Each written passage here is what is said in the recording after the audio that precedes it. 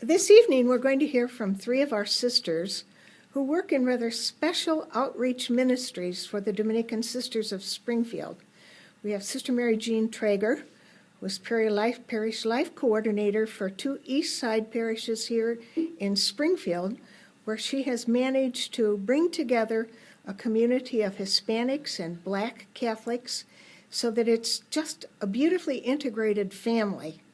We have Sister Kathleen Ryan, who works with immigrant women in Aurora, Illinois, some documented, some undocumented. They ask no questions, but they serve these women by helping them learn English so they can communicate with their children's teachers and their children's doctors. We have Sister Regina Marie, who works in prison ministry.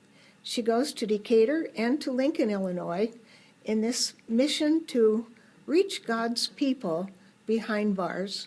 So I've asked them to come together to share with us some of their experiences in their ministry to give us a better understanding of what they are doing for God's people.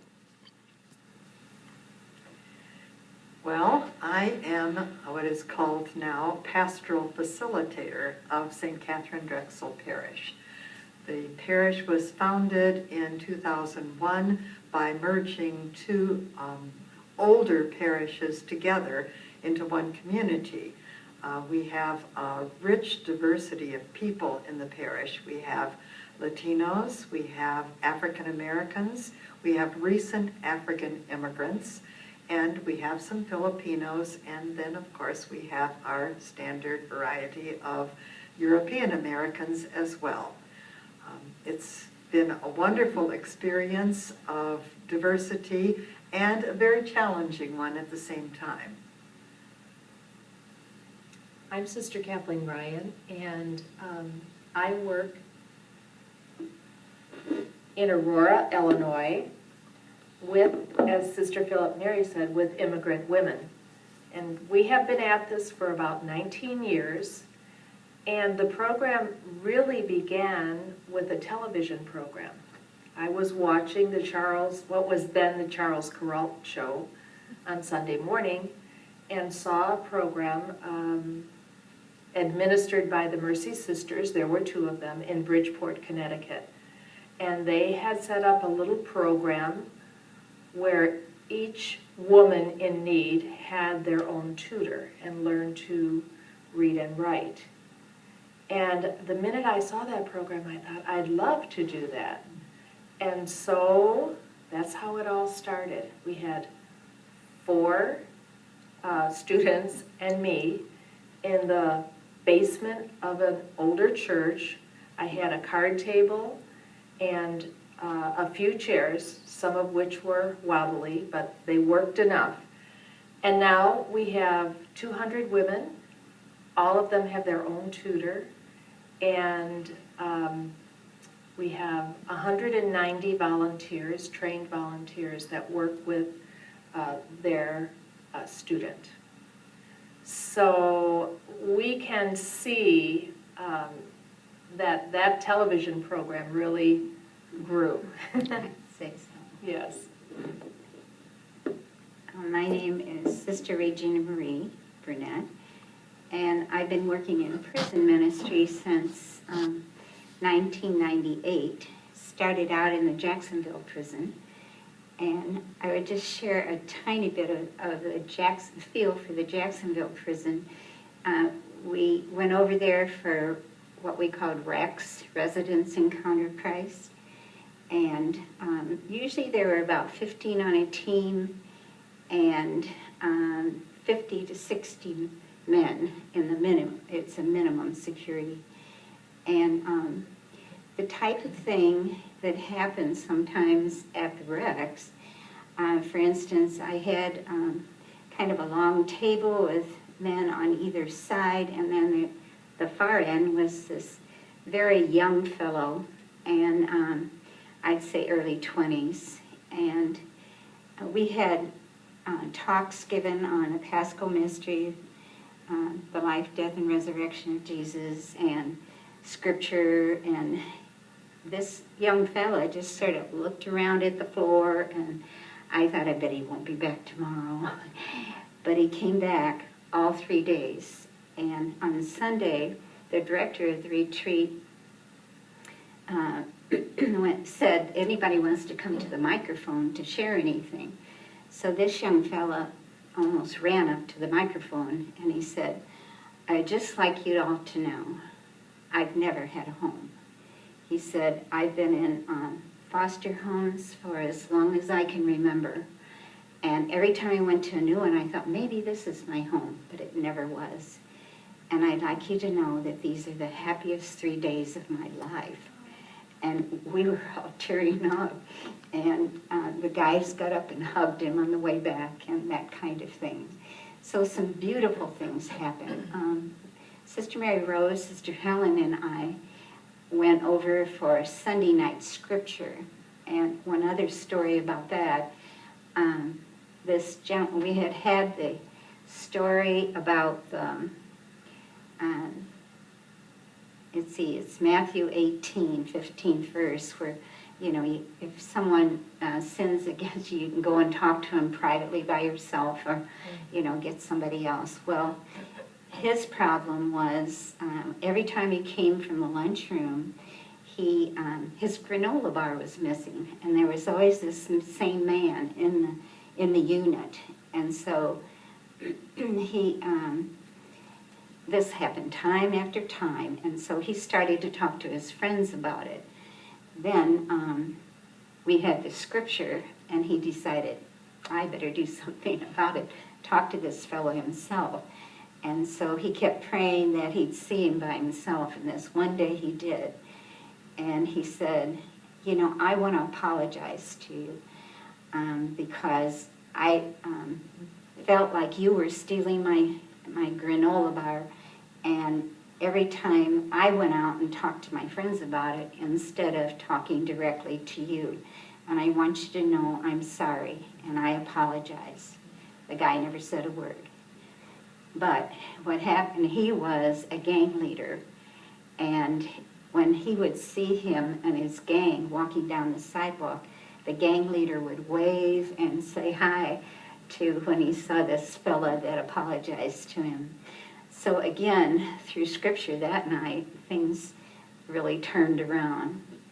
Then I just felt a call to go work with women in art therapy. And so I contacted the Lincoln prison, and they thought it was a good idea, the chaplain that was in charge of volunteers, but they had to check things out, and a month and a half went by, and so I called. The warden's out of town, and that kind of thing. So that following September, I did get a green light in the middle of the summer, so the following September I went. And what I do there, it's a medium security prison. I have 5 to 8 women, and we have 8 lessons, and after 8 lessons, we have a new group come in for 4 lessons, and then I have a reunion with the first group after a month, So I started working with them, and then I got a call from Decatur saying, we hear that you're working with women in Lincoln. Would you ever think about coming over here? And I said, I'll pray about it and think about it and see. So I am going to both Wednesdays and Thursdays of every week.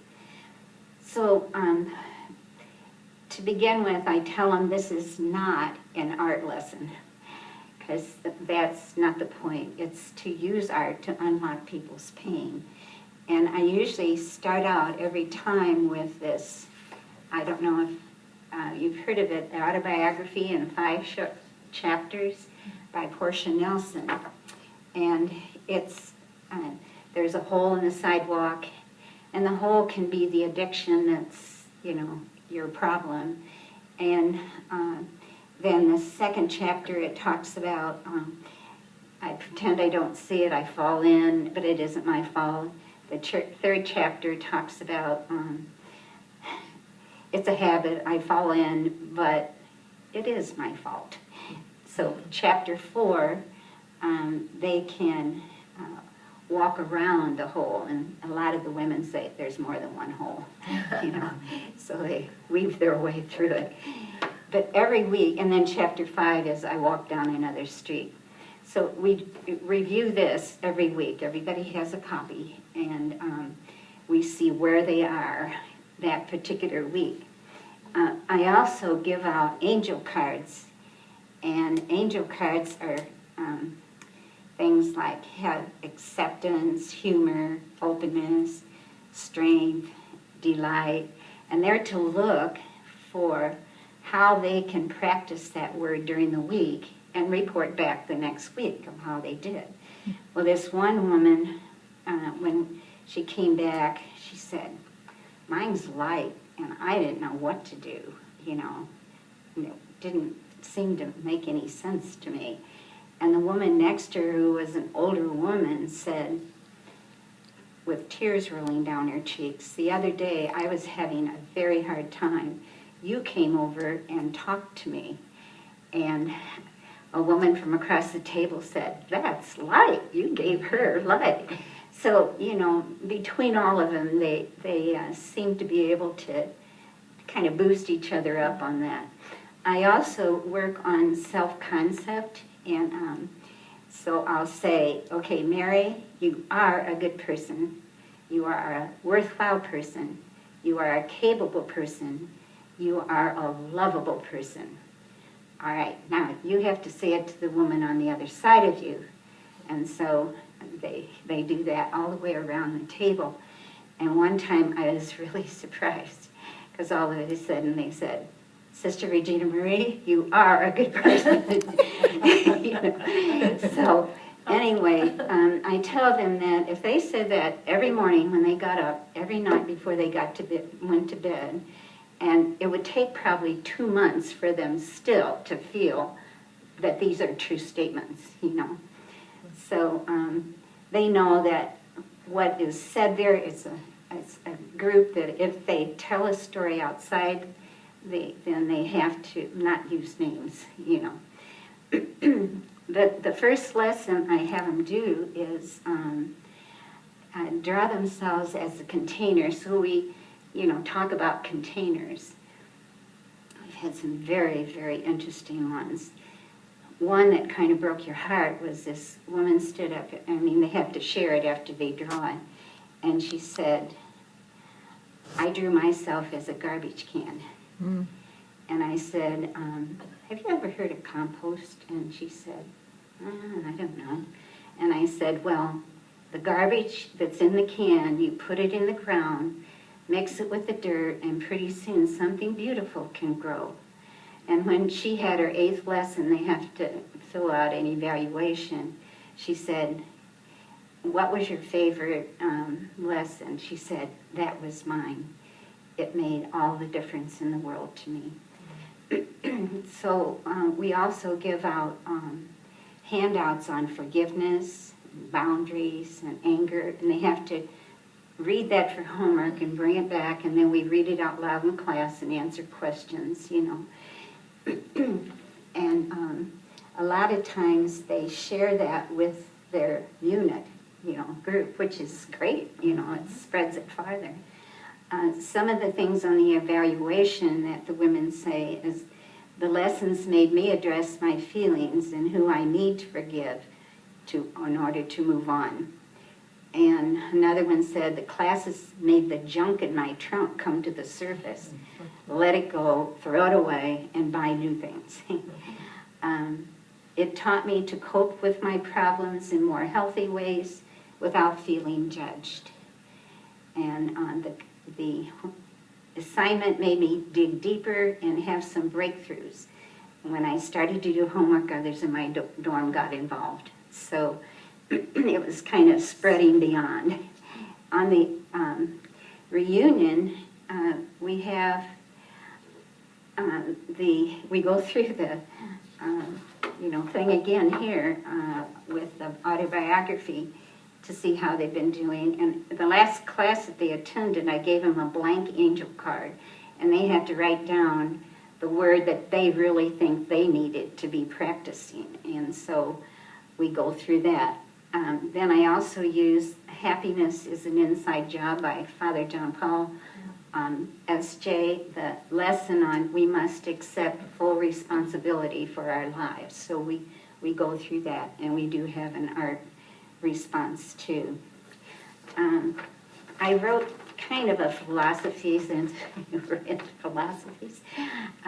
My philosophy of prisons, and I took Luke 15:32. You must rejoice, my son or daughter, for your brother was dead and has come to life. He was lost and is found. I rejoice when I see the women in the prison open their crying hearts and take a step toward healing.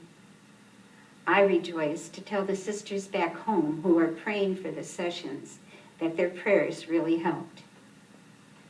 I hold the reins loosely and guide the women down the path of self-knowledge, healthy boundaries, and forgiveness of self and others who have hurt them.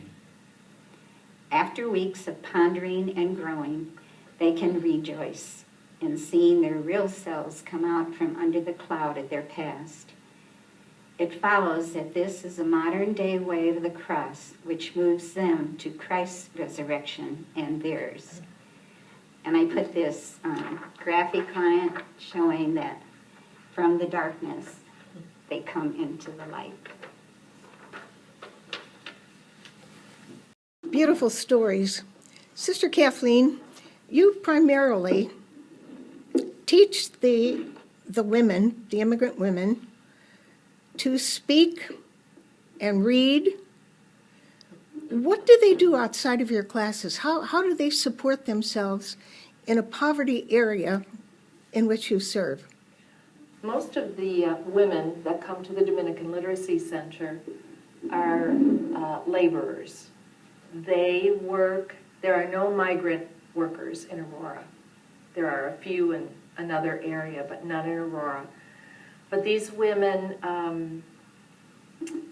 well, of course they do cleaning. They clean hotels, they clean restaurants, they clean offices, they clean first shift, second shift, third shift. They just do whatever they can to get a little money to support their families.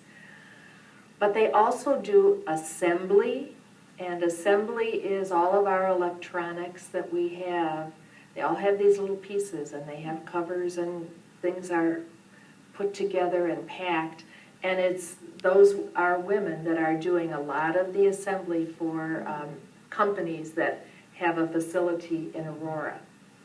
And then some of the women work at places where orders are received for things, stores like Crate and Barrel or Sears or Kmart, and orders come in, and the women, it's called picking and packing. They pick up an order, and they fill the order, and they pack it. Or some of them are only pickers or only packers. And those are hard jobs because there's a lot of walking, a lot of stairs. One of the students that I tutor, Irma, in all of December, every day, she worked from 6 a.m. to 9 p.m., 7 days a week. She has 3 children.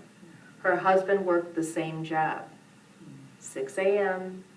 to 9 p.m. Some days she got off a little bit early. And it's a lot of climbing upstairs for her because that's the way the warehouse is. So there are a lot of people that do behind-the-scenes jobs that we all benefit from that we don't think about. Mm-hmm. And some of these women are documented and some of them are not documented. And if people are not documented, I just want to say one of the things I've learned in my 19 years with the immigrant community is if people are not documented, it's not because they don't want to be, it's because they can't. That's right. Our present law does not permit people who came into the United States, overstayed their visa, and then continued their life. Maybe they got married, maybe they joined their family. There is, at this present time, there is absolutely no option for them to become legalized. So these are the people in the shadows. Now, we don't know who's documented and who's not documented because we don't ask, and we don't have to ask. And there are a lot of agencies that are not required to ask this information. It's federal information. And even many state agencies and schools, they don't ask. So we wouldn't anyway. So that's how they make their living. Plus, they clean. They're very big into house cleaning and cooking from scratch, and they're just workers. They're very, very hard workers.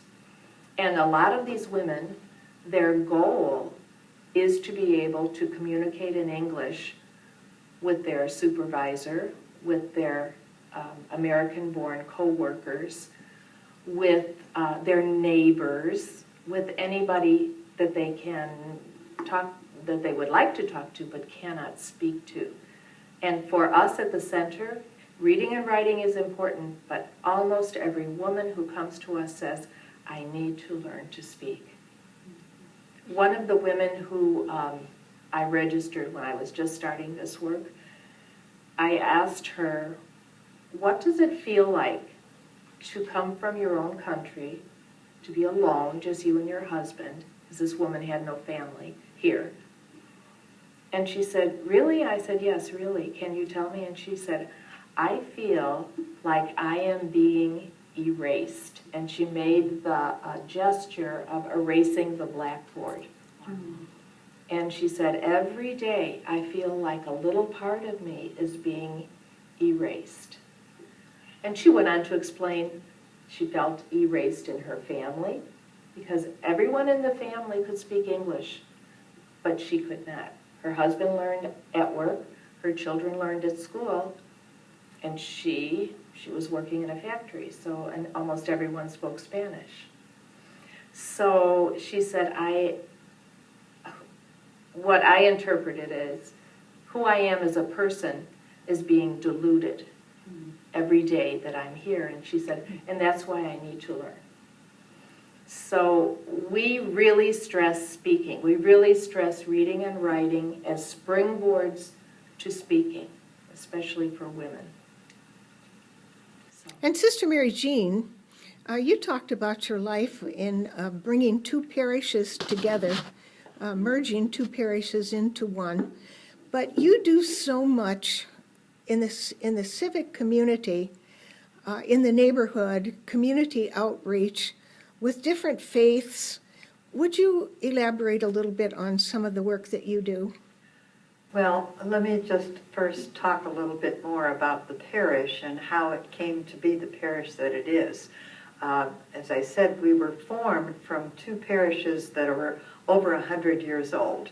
Sacred Heart was founded primarily by German families over 100 years ago, and St. Patrick's was founded by Irish families. And for many years, that was their ethnicity. Over the years, that the neighborhood has changed, and now our neighborhood is primarily African American, economically very poor. There's a lot of poverty, there are boarded up houses, there's crime, there are drugs, and the parish itself, some of those families that were original families in the parish now live elsewhere in the city, but they love those churches and they come back to worship in those churches. So that core group of the original ethnicity is still there. In the meantime, as the neighborhood has changed, a large group of African American Catholics, most people don't even think about the fact of how many black Catholics there are in our church. And many of them live in the neighborhood. Some of them also live in other parts of town that are more economically viable, but they still love that church where many of them were educated by our sisters at St. Patrick's School, for instance. The Sacred Heart people were educated by Franciscan sisters many years ago. They love those churches and they come back. And then about 9 years ago, we somehow, and we're blessed to have this Latino community. There are a large number of Latinos in Springfield, and there was originally in another parish a priest who was himself, I believe, Bolivian, and he celebrated Mass for them periodically. But then he was transferred, and there was no one to celebrate Mass for them. And another priest in the city came forward who did speak Spanish, and he began to celebrate Mass for them, but he had it at Sacred Heart. And so what the people said to me when I first came was, well, we go wherever the Spanish Mass is. It doesn't matter what church it is, what parish. We go because we want to celebrate the Mass in Spanish. I hear that changing now. The Latino community has really coalesced and become its own community in a way that celebrates the Mass in Spanish every Sunday, but they have also integrated themselves into the rest of the parish. And so they work the fish fries, they have a parish fiesta once a year where we celebrate all of the diversity within their own community. I think we have about 18 Latin American countries represented in our parish. So it's not all one country that they come from. And many of them have been here 20 or 30 years, and they are now, they're obviously bilingual. They work in, a lot of them work for the state. Some of them work in translation because it's a great need in the city. But they work in all kinds of areas and are professionals themselves. So we have this great mixture, and it's one of the blessings, I think, of the parish. It's one thing to have an all-black parish or an all-white parish or an all-Latino parish, but God has just put together this combination of people. And as I said before, it's also quite a challenge because we've come to terms with our own racism, with our own prejudices, with our own ways of thinking. For whites, for instance, that our way is the way. It is the way things are done. And when we come together in a parish to celebrate Eucharist or to do the other things that people do in a parish, we have two options, I think. We can have our little silos where all of the Latinos are over here and all of the African Americans over here and so on. Or we can say, how do we come together as a community? And that's what we're choosing to do. One of the things that we did about 6 years ago was to develop a vision statement. And in that we say that we are diverse in age, in ethnicity, and in residence, in place of residence. But we come together as a community of faith, as a Catholic community, and the Eucharist is what unites us. And out of that, we keep learning what it means to be diverse, what it means to honor every culture. And so, for instance, we're preparing for Holy Week, and we've gotten better and better at this, and we're still learning, but we're having a fully bilingual Triduum. We're having, some of the prayers are in Spanish, some of the readings are in Spanish, and some are in English, and the music, we use a mixture of music. We have the African American style of music that is familiar to them, and we just keep trying to combine those things and to learn from each other. And so we have these African Americans who are singing Spanish songs and struggling with it, but working at it. And so it's a really, it's a blessing. Now, about the neighborhood, we came to the conclusion, with a little urging, I think, that we can't be in that neighborhood unless we are willing to engage the people in the neighborhood. And to a great extent, I think in the past, our churches have been silos, have been isolated, you know, where people came in from the other parts of town and celebrated Mass. But we are working now at saying, who is in our neighborhood and how can we be good neighbors with them? And that's not as easy as it sounds, you know. It's one of those things I learned early on, is that just because you invite people to come doesn't mean that they feel welcome to come. And people have said to me when they finally do get into our church, this is the first time I've ever been in a Catholic church, because many of them are of different faiths. Some of them are unchurched, and so we hope as they look for a place to worship that they might consider us. But one of the things that has helped us a lot is that we have joined a group that's called Faith Coalition for the Common Good.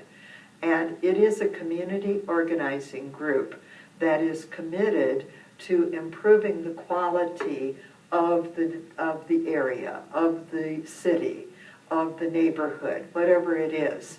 And so we are working as part of that. Our parish was actually one of the founding members of Faith Coalition. And what we do is surface issues that are important for the community, and then say, what do we need to do to address these issues?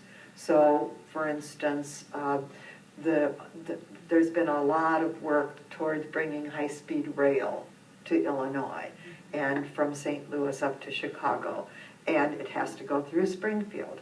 And so one of the things is that we have developed, let's say, a community benefits agreement.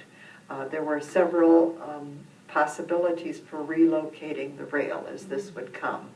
And one of the places was through our part of town. And of course, there was a lot of stress about that because, you know, we already feel pretty much divided. The east side of Springfield is known to be poor. It's known to have, it's just isolated. It doesn't have the economic growth that the rest of the city has. And so the fear was that the rail would go through that part of town and would just divide us more.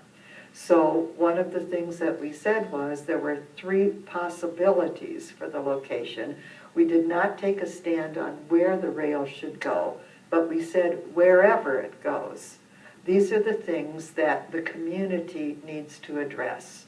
And they're things like safety, that however the trains are, the tracks are placed, and you know, that there is safety for people, and that there's enough overpasses and underpasses so that it doesn't hold up traffic, that the people who might be relocated as these trains are relocated will get proper compensation for their homes, that the jobs, this was a big thing, that whatever jobs are available, because this is going to be a huge project, that they would hire local people and people in the neighborhood.